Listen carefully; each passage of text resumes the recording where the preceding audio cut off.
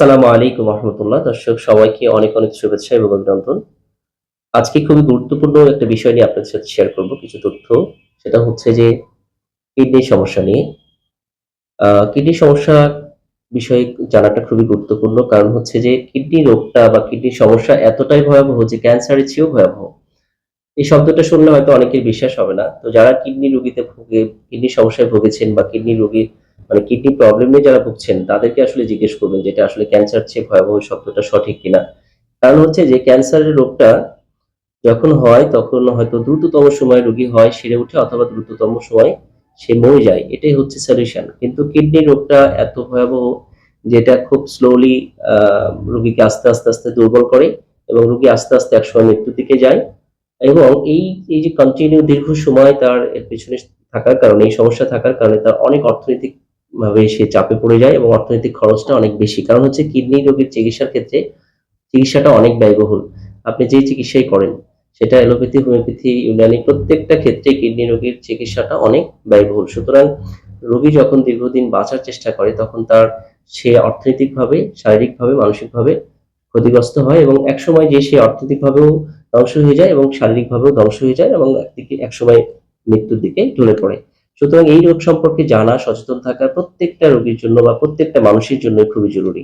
সুতরাং ভিডিওটা সম্পূর্ণ দেখবেন।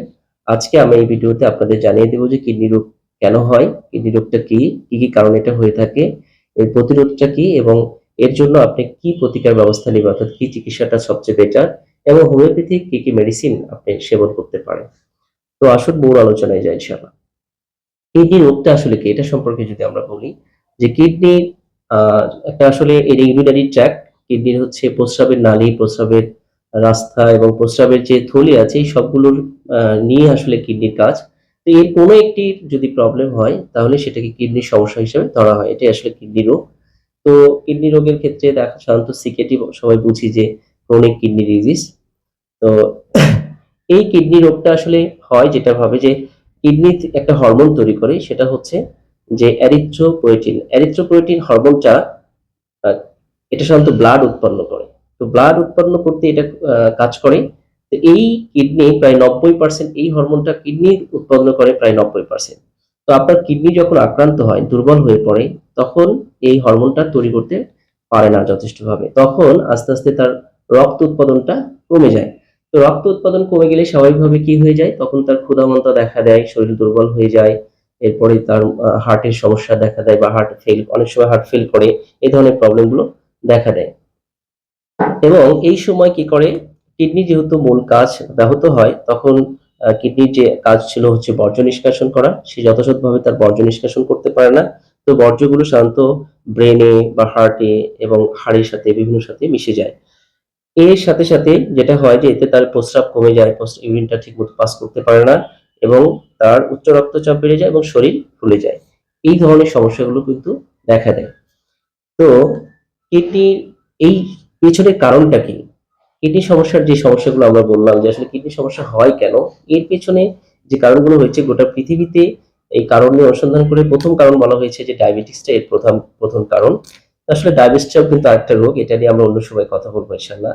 তো ডায়াবেটিস কিন্তু বাংলাদেশে ১ম কারণ ধরা হয় নেফ্রাটাইটিসে। এই নেফ্রাটাইটিস ফার্স্ট কারণ ধরা হয়, সেকেন্ড কারণ হচ্ছে ডায়াবেটিস, থার্ড কারণ হচ্ছে উচ্চ রক্তচাপ। সুতরাং এগুলো আলাদা আলাদা একটি রোগ। এগুলো আমরা কিভাবে রিমুভ করব, কি কারণে হয় এগুলো নিয়ে আলাদা সময় আলোচনা করব। তাহলে কিডনি রোগের মূল কারণগুলো হচ্ছে নেফ্রাটাইটিস, ডায়াবেটিকস, হাই প্রেশার বা উচ্চ রক্তচাপ। আচ্ছা এছাড়া যে কারণগুলো আছে সেটা হচ্ছে যে ভুল ওষুধ সেবন এবং আ ভুল ব্যথার ওষুধ, অ্যান্টিবায়োটিক এগুলো কিন্তু এই কিডনি ড্যামেজ হওয়া বা কিডনি অকেজো হওয়ার একটা কারণ। এছাড়া অন্যতম একটা কারণ হচ্ছে বংশগত কারণ থাকে। অনেকের বংশে যদি এই রোগটা থাকে তাহলে জেনেটিক ভাবে এই সমস্যাটা কিন্তু অনেকের হতে পারে। এছাড়াও আমাদের আর্টিফিশিয়াল যে কারণগুলো আছে যে নেশা জাতীয় দ্রব্য যারা পান করে, অধিক পরিমাণ নেশা করে একসময় তাদের কিন্তু এই কিডনি অকেজো হয়ে যেতে পারে। পানি শূন্যতার কারণেও কিন্তু কিডনি ড্যামেজ হয়ে যায়। এছাড়া যদি প্রস্রাবে ইনফেকশন থাকে দীর্ঘ সময় সেক্ষেত্রেও কিন্তু কিডনি প্রবলেম দেখা দিতে পারে। তো এইজন্য এর প্রতিরোধ আমি ১ম এ আলোচনা করছি। যে বিষয়গুলো আমরা আলোচনা করলাম, এখান থেকে বেঁচে থাকাটাই হচ্ছে প্রতিরোধ ব্যবস্থা। আমরা জানি যে প্রিভেনশন ইস বেটার দ্যান কিউর। যে কোনো ধরনের প্রতিরোধ ব্যবস্থাই কিন্তু প্রতিকারের চেয়ে ভালো। তো সুতরাং আমরা যাতে এই ধরনের সমস্যাগুলো আমরা না পড়ি সেটা একটা বিষয় রাখবেন। আরেকটা কারণ আমরা বাদ দিয়েছি সেটা হচ্ছে যে অনেকে এটা রিলিজিয়াস মনে করবেন। সেটা দাঁড়িয়ে প্রস্রাব করা, দাঁড়িয়ে পান করা। অর্থাৎ দাঁড়িয়ে আমরা পানি পান করি এবং দাঁড়িয়ে প্রস্রাব করি। প্রস্রাব যারা করি তাদের কিন্তু কিডনির সমস্যাটা বেশি দেখা দেয়। এটাও বিষয়টা আমরা অবশ্যই খেয়াল রাখবো ইনশাআল্লাহ। তো আমরা যেটা বললাম যে প্রতিরোধ ব্যবস্থাটা আসলে প্রতিকারের চেয়ে ভালো। সুতরাং প্রতিরোধ ব্যবস্থাটা আমাদের রাখতে হবে। যে এই কারণগুলো, যে কারণগুলোর কারণে কিডনির সমস্যা হচ্ছে সেই কারণগুলো কিন্তু আমাদের করা যাবে না, সেটা খেয়াল রাখতে হবে। সেটা হচ্ছে যেমন আমাদের যারা অনিয়মিত জীবনযাপন করেন, যারা নেশা জাতীয় দ্রব্য পান করেন, যারা দাঁড়িয়ে প্রস্রাব করেন অথবা দাঁড়িয়ে পানি পান করেন, এই ধরনের কাজগুলো করা যাবে না। যাতে পানি শূন্যতা দেখা না দেয় সেই বিষয়টা খেয়াল রাখতে হবে। যত্রতত্র ওষুধ সেবন করা যাবে না। সেটা ভুল ওষুধ, অনেকে যৌন দুর্বলতা বা ব্যথা এবং ভুল অ্যান্টিবায়োটিক খাচ্ছেন, এটা কিন্তু যত্রতত্র করা যাবে না। তাহলে কিন্তু আপনার কিডনি নষ্ট হয়ে যেতে পারে। এছাড়াও যাতে আপনার ডায়াবেটিস, হাই প্রেশার না হয় সে বিষয়টাও কিন্তু সচেতন থাকতে হবে। আর বংশগত কারণে ঝুঁকিটা থাকে, তারপরেও এটা হোমিওপ্যাথিতে কিন্তু প্রিভেনশন রয়েছে। এই বিষয়টা আমরা খেয়াল রাখবো ইনশাআল্লাহ। তাহলে দেখবেন আমরা অর্থাৎ স্বাস্থ্যের ব্যাপারে সচেতন থাকবো। তাহলে ইনশাআল্লাহ কিডনি রোগ থেকে আমরা বেঁচে থাকবো। এবং পর্যাপ্ত পানি পান করব, পর্যাপ্ত ঘুমাবো, পর্যাপ্তভাবে আমরা ব্যায়াম করার চেষ্টা করব। তাহলে ইনশাআল্লাহ যেকোনো ধরনের ক্রনিক ডিজিজ থেকে আমরা বেঁচে থাকতে পারবো। তো এখন লক্ষণগুলো কি, কি দেখা দেয় কিডনির সমস্যা হলে সে বিষয়টা আমরা আলোচনা করব। লক্ষণটা আসলে দেখেন সাধারণত 50% 50% কিডনি ড্যামেজ হওয়ার আগে আসলে বোঝা যায় না যে আপনার কিডনিতে প্রবলেম হচ্ছে। সুতরাং এটাকে কি বলবো যে আ সুতরাং এখান থেকে সচেতন থাকা কিন্তু খুব কঠিন। এজন্য আপনাকে সবসময় যে বিষয়গুলো বললাম সেখান থেকে সচেতন থাকতে হবে। তো এই কিডনি সমস্যা যখন হয় ১ম যে লক্ষণগুলো দেখা দেয় সাধারণত যারা বসে থাকলে পা ফুলে যায়। এটা কিন্তু একটা প্রাথমিক লক্ষণ দেখা দেয়। তো অনেকের শরীর ফুলে যায়, অনেকের আ আবার মুখ ফুলে যায়। এই ধরনের ফুলে যাওয়া হয়। প্রস্রাবের রঙের অনেক সময় পরিবর্তন আসে, বিভিন্ন ধরনের কালার আসে। বিশেষ করে প্রস্রাবের সাথে রক্ত আসে, প্রস্রাবের দুর্গন্ধ আসে। এই বিষয়টা খেয়াল রাখতে হবে। এছাড়া প্রস্রাব কমে যেতে পারে। যে প্রস্রাব দিন, দিন কমে যাচ্ছে। এরপরে অনেকের প্রস্রাব অনেক বেড়ে যাচ্ছে। কারণ ডায়াবেটিসের কারণে অনেক সময় অনেক বেড়ে যায়। এই বিষয়টা খেয়াল রাখতে হবে। এগুলো লক্ষণ দেখা দেয়। এর সাথে দেখা দেয় হচ্ছে ক্ষুধাবান্ধা, বমি, বমি ভাব সবসময় এবং রক্তশূন্যতা এই লক্ষণটাও কিন্তু দেখা দিতে পারে। আর যখন এটা হয় তখন আপনার শরীর দুর্বল হয়ে যায়, তখন কোনো কাজে মন বসে না, একটু হতাশা আসে, দুর্বলতা কাজ করে, এই বিষয়গুলো আসে এবং কোমরের পাশ দিয়ে কিন্তু ব্যথা করতে পারে। কোমরের পাশ দিয়ে ব্যথা করতে পারে, ব্যথা অনেক সময় এক জায়গায় থাকে, অনেক সময় ছড়িয়ে যায়। সাধারণত এই লক্ষণগুলো বেশি দেখা দেয়। তো এখন আমরা প্রতিকার নিয়ে আলোচনা করব যে আমরা আসলে এখান থেকে কিভাবে বেঁচে উঠবো? আমরা কিউরটা কিভাবে হতে পারে? দেখেন কিডনির একবার সমস্যা ফেইলিউর হলে আসলে এর তেমন কোনো চিকিৎসা অ্যালোপ্যাথিতে নেই। কিন্তু হোমিওপ্যাথিতে কিছু মেডিসিন রয়েছে যেগুলো লক্ষণ ভিত্তিক। যদি সঠিকভাবে প্রয়োগ করা সম্ভব হয় তাহলে এখান থেকে রিকভারি হওয়া সম্ভব। সুতরাং আপনারা আ এলোপ্যাথিতে আরেকটা কাজ আছে সেটা হচ্ছে যে আপনি তাদের হচ্ছে একটা ম্যানেজমেন্ট রয়েছে। সেটা হলো আপনি যদি ডায়ালাইসিস করে যতদিন বাঁচা যায় অথবা কিডনি ট্রান্সপ্লান্ট। এটা ছাড়া আসলে তাদের হাতে মেডিসিনাল তেমন ট্রিটমেন্ট নাই। কিন্তু হোমিওপ্যাথিতে মেডিসিনাল ট্রিটমেন্ট রয়েছে এবং চমৎকার, চমৎকার কিডনির ওষুধ রয়েছে যেগুলো খেলে আপনি আরোগ্য হতে পারেন। সেগুলো নিয়ে একটু আলোচনা করি খুব সংক্ষিপ্তভাবে। সেটা হচ্ছে যে হোমিওপ্যাথি যেহেতু লক্ষণ ভিত্তিক চিকিৎসা, আপনার কারণ এবং লক্ষণ সমন্বয় করে যদি সঠিক মেডিসিন সিলেকশন করা যায়, সঠিকভাবে আপনাকে প্রয়োগ করা যায় তাহলে আপনি যেকোনো ওষুধেই আরোগ্য হতে পারেন। অর্থাৎ আপনার জন্য যে মেডিসিনটা উপযুক্ত সেই মেডিসিনটাই কিন্তু কাজে লাগবে ইনশাআল্লাহ। তো এছাড়াও কিছু স্পেসিফিক লক্ষণ রয়েছে, স্পেসিফিক মেডিসিন রয়েছে যে মেডিসিনগুলো কি? যেমন অ্যাপিস। অ্যাপিস পিল কিডনি রোগীদের জন্য খুবই চমৎকার একটা মেডিসিন। এখানে যে লক্ষণগুলো সাধারণত দেখা দেয় যে তার পিপাসাহীনতা, প্রস্রাব কমে যাওয়া এবং চোখের নিচে পাতা ফুলে যায় অনেকের দেখবেন। এই লক্ষণে কিন্তু অ্যাপিসপেলটা ভালো কাজ করে। অনেক ক্ষেত্রে জ্বালাপোড়া হয় বা শরীরের মধ্যে বিভিন্ন জায়গায় জ্বালাপোড়া হয়। এই লক্ষণগুলো সাধারণত অ্যাপিসের ক্ষেত্রে দেখা দিতে পারে। আচ্ছা, অ্যাপোসাইলাম খুবই চমৎকার একটা মেডিসিন কিডনি রোগীদের জন্য যাদের বিশেষ করে শরীর ফুলে যায় এবং অনেক সময় শ্বাসকষ্ট হয় বা শরীরের মধ্যে পানি চলে আসছে, আ লাংকে পানি চলে গেছে। হ্যাঁ? এদের জন্য কিন্তু অ্যাপোসাইলাম কিন্তু ভালো কাজ করে থাকে। এরপরে অ্যাসিড সাব মেডিসিন এটাও কিডনি রোগীদের জন্য খুবই চমৎকার কাজ করে। এর কিছু আ রেয়ার ভালো লক্ষণ আছে এবং খুবই চমৎকার যে যাদের হচ্ছে অনেকক্ষণ বসে থাকলে পা ফুলে যায়, পা একটু ফোলা, ফোলা ভাব আসে এবং আপনি মুখে হাত দিলে বিশেষ করে মুখের এদিক দিয়ে ঠান্ডা থাকে, নাক এবং কানের নতি ঠান্ডা এবং চোখ আ কপালের এদিক দিয়ে যখন গরম দেখবেন তখন অ্যাসিড সাব মেডিসিনটা ভালো কাজ করে থাকে। অ্যাসিড বেনজোইক আরো একটি চমৎকার মেডিসিন কিডনি রোগীদের জন্য।